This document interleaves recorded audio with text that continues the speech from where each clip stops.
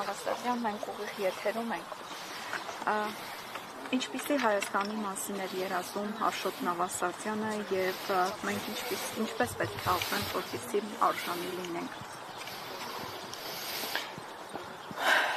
Ազատ անկախ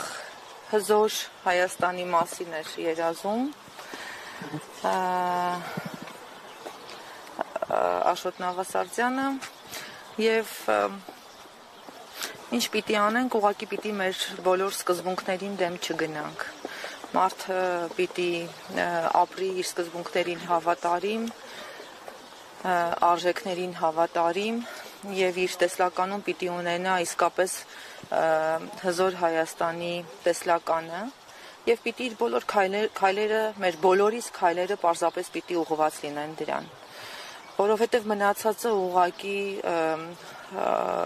արդեն անձնական դաշտ են գնում եւ այստեղ պիտի շատ մենք կարեւորենք մեր բոլոր քայլերը եւ որոշումները անելիս, պիտի կարեւորենք պարզապես իսկապես ազատ անկախ եւ հզոր Հայաստանը։ Սա է մեր անելիքը, ուրիշ ոչինչ չկա եւ մեր բոլոր քայլերը պիտի պարզապես ուղղված լինեն դրան։ Արդյոք այսօր սերունդը Աշոտ Նավասարդյանի թողած գաղափարախոսությամբ է դաստիարակում։ Գիտեք, սերունդներին մենք ենք դաստիարակում։ Ինչպես կտանք այդ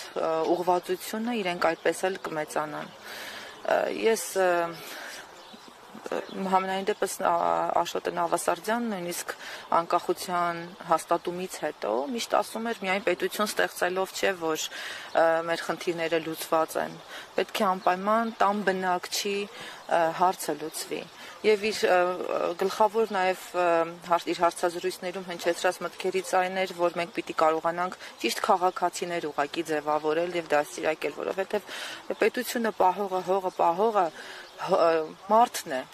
քաղաքացին է, սերունդն է, եւ եթե պիտի ուղղակի պետություն ստեղծենք ու համարենք, որ դա պետություն է եւ ստեղծել ենք եւ ոչինչ չենք անելու դրա համար, դա ինքն իրան չի ստեղծվում։ Այն ամեն ինչ ստեղծվում է մեր ձեռքերով, ինչպիսին մենք կերտենք, այդպիսին էլ կդառնա։ Իսկ այդ ճիշտ քաղաքացին կերտվում է այսօր։ Դե սա տարբեր կերպ կարելի է մեկնաբանել այս ամենը, այն քաղաքացին, որ ճիշտ միջավայրում է, կարծում եմ այո, ստեղծվում է։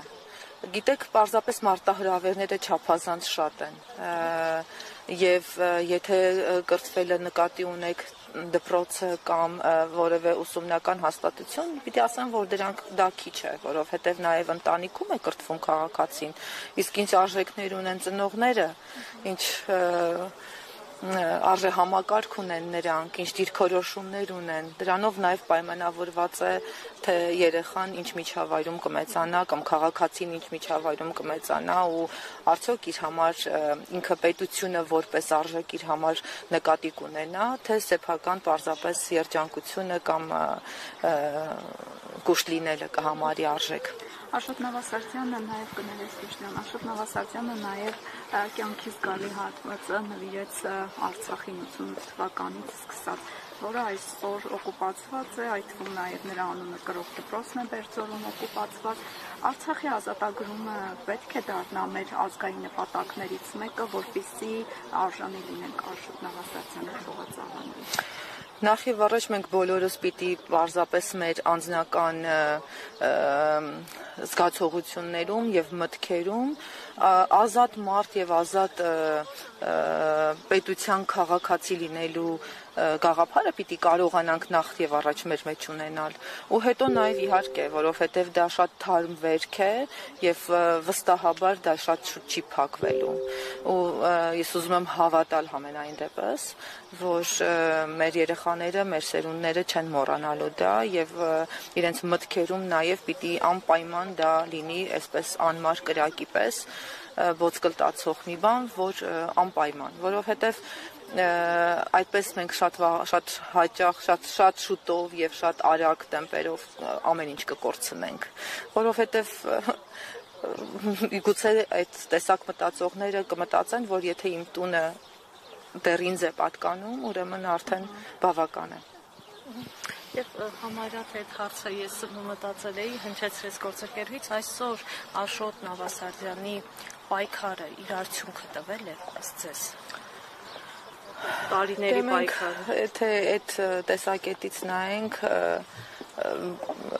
այդ դեպքում նաև Հայկ Նահապետի տեսլականը դեռ չի իրականացել, բայց արդեն մենք դարեր շարունակ ապրում ենք այս հողի վրա եւ այս տարածքում։ Կարծում եմ, որ մենք պարզապես պիտի մի քիչ ճիշտ արժեքներ ներարկենք մեր երեխաների մեջ եւ իրանք պիտի լինեն փոխանցողը այն ամեն ինչի, ոչ թե կորցնող։ Իրենք անպայման պիտի իմանան, որ այն ամեն ինչ որ ունեն, իրենք դրա տերն են եւ չպիտի տան ուրիշի եւ չպիտի զիջեն ուրիշին։ Դրա համար այդ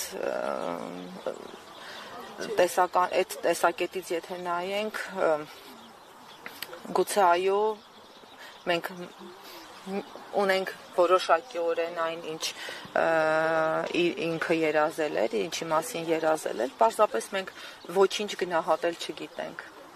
Մենք չենք կարողանում որևէ ձև գնահատենք մեր ունեցվածքը եւ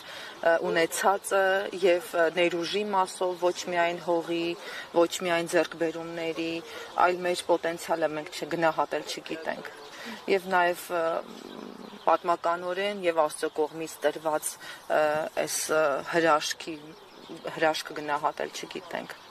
Դրա համար երբ որ կսկսենք գնահատել, այդ դեպքում գուցե նաեւ կորուստներ չենք ունենա։ Շնորհակալություն։